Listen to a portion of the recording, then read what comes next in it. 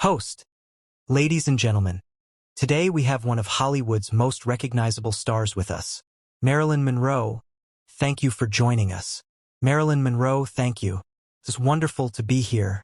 I always enjoy meeting people and sharing a little about my journey. Host. Marilyn, millions of people know your name. When you look back, did you ever imagine that one day the whole world would recognize you? Marilyn Monroe, honestly, no. I never expected my life to change this much. I simply hoped for an opportunity to act and do something meaningful. Everything that followed has been both exciting and overwhelming. Host. People often see the glamorous side of Hollywood. Is that the complete picture? Marilyn Monroe, not really. The glamorous moments are only a small part of the story. Behind every film and every photograph are long hours of work, preparation, and challenges that most people never see. Host. You have become a fashion icon as well as a film star. Do you ever feel pressure to meet people's expectations? Marilyn Monroe, of course. When people admire you, they expect you to be perfect all the time. But I'm just a person. I have good days and difficult days like everyone else. Host. What keeps you motivated when things become difficult? Marilyn Monroe. I remind myself why I started. I love acting. I enjoy learning, improving, and connecting with audiences through my work. That passion helps me move forward. Host. Many people believe success brings complete happiness. Has that been true for you? Marilyn Monroe. Success can open many doors, but happiness comes from something much deeper. It's important to have people you trust, meaningful relationships, and peace within yourself. Host. If you could give one message to young people who dream of becoming actors, what would it be?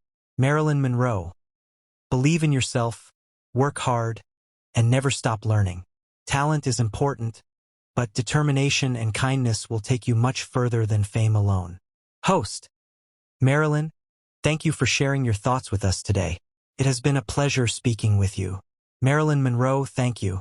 I truly appreciate the opportunity, and I hope everyone watching continues to follow their dreams with courage and hope. Host. Ladies and gentlemen, thank you for watching. We'll see you again in our next exclusive celebrity conversation. Host. Marilyn, you've worked with some of Hollywood's biggest directors and actors. What has been the most valuable lesson you've learned from the film industry? Marilyn Monroe. One of the biggest lessons is that success doesn't happen overnight. Every actor has moments of doubt. You have to keep learning, stay patient, and never let criticism stop you from growing. Host. Your smile has become famous around the world. Were you always as confident as people imagined? Marilyn Monroe. Confidence is something people often see on the outside. Inside, I was still learning about myself. Like many people, I had insecurities, but I tried not to let them define who I was. Host. Did fame ever make it difficult to live an ordinary life? Marilyn Monroe, yes, it did. Simple things like walking through the city or having a quiet dinner could become difficult because everyone recognized me. I'm grateful for the love from fans, but sometimes I missed having private moments. Host. When you're not working on a film, how do you like to spend your time?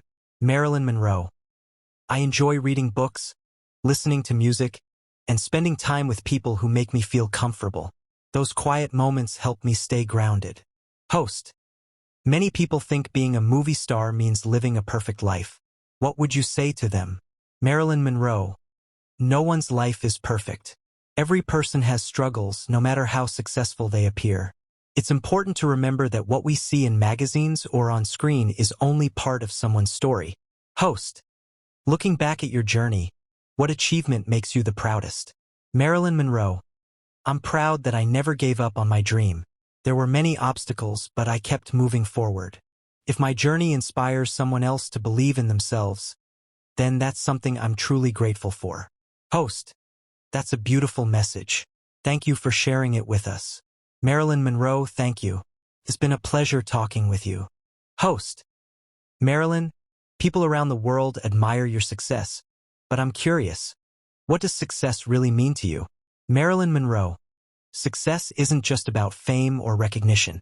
To me, it's about waking up each day knowing that you're doing something you truly love. If your work brings joy to others, That's a wonderful reward. Host. Throughout your career, you've faced both praise and criticism.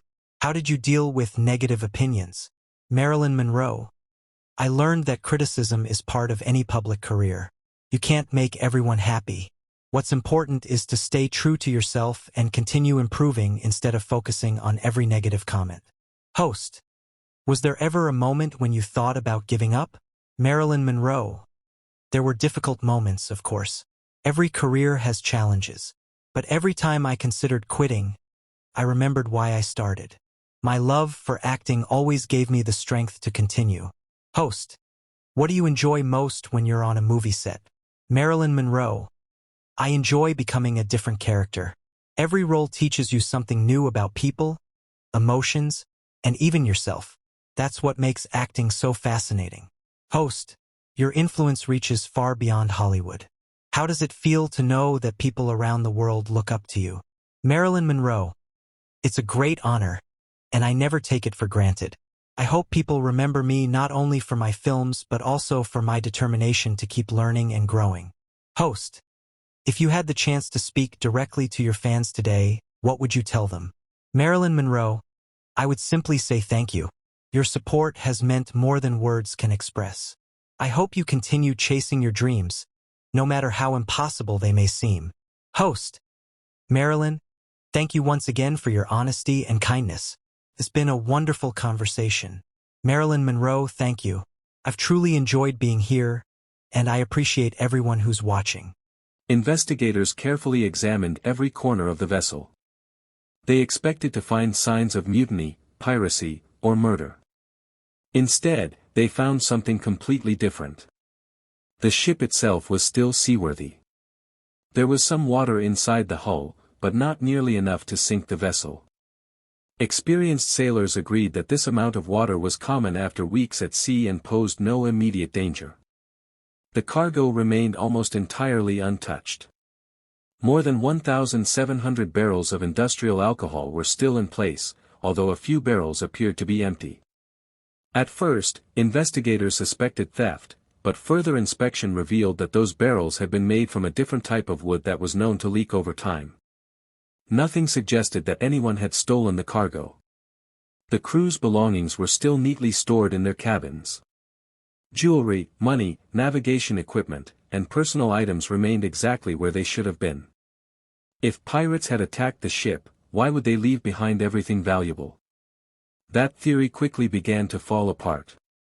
Others believed the crew had mutinied against Captain Benjamin Briggs.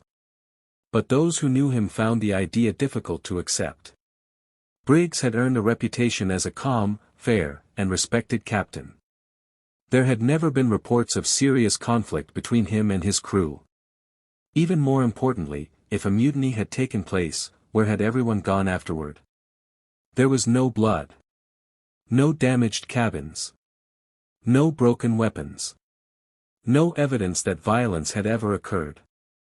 The mystery only grew deeper. Then investigators focused on one important clue. The ship's lifeboat was missing. This suggested that Captain Briggs and everyone else had willingly left the Mary Celeste. But why would an experienced captain abandon a ship that was still floating safely? One possible answer came from the cargo itself.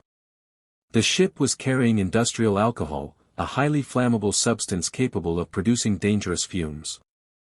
Some experts proposed that leaking barrels may have filled part of the ship with invisible alcohol vapor. If Captain Briggs smelled those fumes, he may have feared that even a tiny spark could trigger a massive explosion. To protect his family and crew, he might have ordered everyone into the lifeboat while keeping the ship attached with a long rope until the danger passed. It sounded reasonable. But there was one serious problem. No explosion had ever occurred.